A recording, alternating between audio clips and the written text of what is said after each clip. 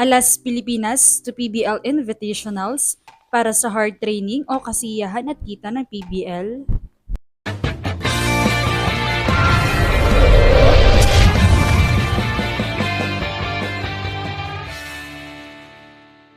What's up, Volleyball Nation? Welcome back to my YouTube channel. Narito ako para magbigay sa inyo ng updates tungkol sa mundo ng volleyball. Pero bago yan, don't forget to subscribe and hit the notification bell para updated ka sa aking mga videos. Habang papalapit ang 2026 Asian Games, pinag-iisipan ng Premier Volleyball League na bigyan ng Alas Pilipinas ng isang huling pagkakataon upang masubok at mahasa ang kanilang paghahanda bago ang continental na torneo. Ayon kay Sherwin Malonzo, chairman ng League Control Committee ng PBL, muli nilang pinag-aaralan ang posibilidad na imbitahan ang pambansang koponan sa gaganaping PBL Invitational sa susunod na buwan. Ang ideyang ito ay dati nang napag-usapan sa mga nagdaang taon, ngunit hindi na isa sa katuparan. Ipinaliwanag niya na layunin nilang makalahok ang Alas Pilipinas upang magsilbi itong bahagi ng kanilang paghahanda para sa Asian Games. Sa mga nakalipas na taon, hindi nagtutugma ang schedule ng national team at ng PBL, kaya hindi natuloy ang naturang plano. Gayunpaman, sa pagkakataong ito ay mas angkop na ang schedule dahil ang Asian Games ay nakatakdang idaos sa September. Dahil dito, maaaring magsilbing mahalagang tune-up tournament ang PBL Invitational para sa Alas Pilipinas at sa bago nitong head coach na si Taka Minowa, kung papayagan ito ng kanilang programa sa pagsasanay. Gayunpaman, nilinaw ni Malonzo na ang pagiging pinal na pasya ay nakasalalay pa rin sa program na inihahanda ng Volleyball Federation at ng kasalukuyang pangasiwa o nangangasiwa sa national team na sa ngayon ay ang Philippine Olympic Committee.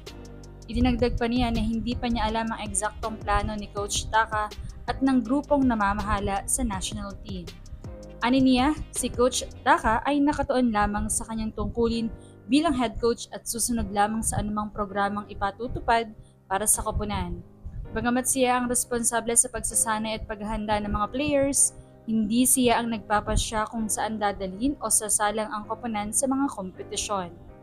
Umani naman ito ng maraming mga komento. Sana matuloy, tapos sana malalakas na guest team ang makuha, like national team ng ibang bansa talaga na mahuhusay, para naman makapractice ng malala ang alas. Sana huwag puro high school students ng Japan ang kunin nilang foreign team. Sana ang kunin nila ay yung nagbabalik na Russia. Wow, finally, natuloy na rin.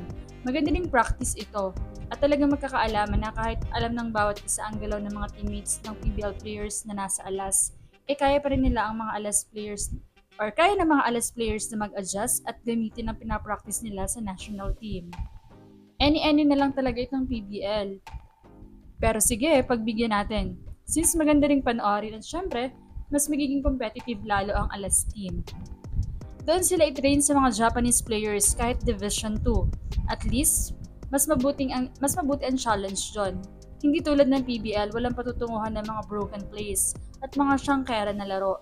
Mag-invest kayo abroad tulad ng alas men's noon. Di na talaga alam kung para sa kapakanan ng team ang iniisip or para sila ay lumago o para na lamang ito kumita ng mas malaki. Finally, the real purpose of tournaments during national team season is this. Look at how Vietnam does it. Please PBL, start redeeming results. This is a great start. Sana ma-materialize ito kasi remember, pwede raw ang imports sa invitationals as per chismis. Kaya possible may Jaja Santiago sa Creamline. National team will be tested here kapag nagkataon tapos may foreign guest teams pa. Sana mag-align na talaga. Ituloy nyo, magandang preparation yan sa national team tourneys ng alas. At gawing staple, check na agad ng national team calendar for 2027 para yung invitationals before start ng national team. Yung regular seasons dapat matapos 1 month before national team window. Yung national team pool dapat 2 months before may mga invitees na. Kaya naman, anong masasabi niyo rito? Leave a comment below. Thank you for watching and don't forget to subscribe.